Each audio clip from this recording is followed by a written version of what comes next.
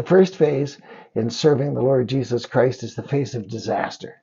You start off as a disaster. You try something and it doesn't work. I'm very unfond, I guess might be the way to put it, of some spiritual gifts analyses that sort of say, well, look at your experiences and see what you've been good at. And then maybe that's where God has gifted you. No, you look at your experiences and see what you've been bad at, but where you've had a stirring in your heart that you wanted to be good at it. You will start off as a disaster.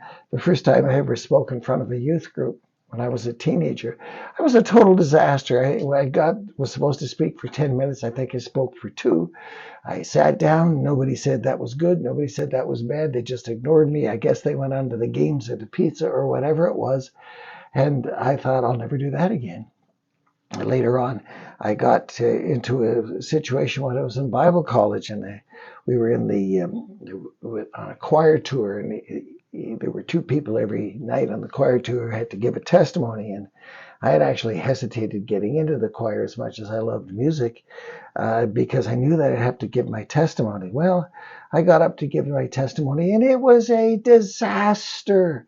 It was probably 3 minutes long, as it was supposed to be, but it was terrible.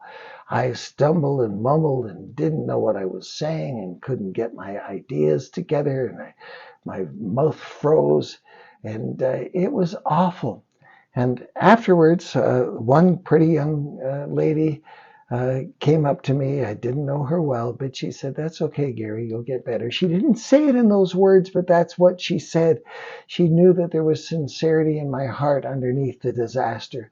And that really made a difference to me. I've long since lost contact with that woman.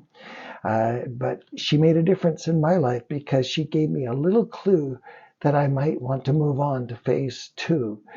Being a disaster is expected. That's the way it's going to start. But if you have it in your heart, if I could cut your heart open and you have the heart of a champion that says, no, I want to get this right for Jesus, then in fact you can move on to phase 2.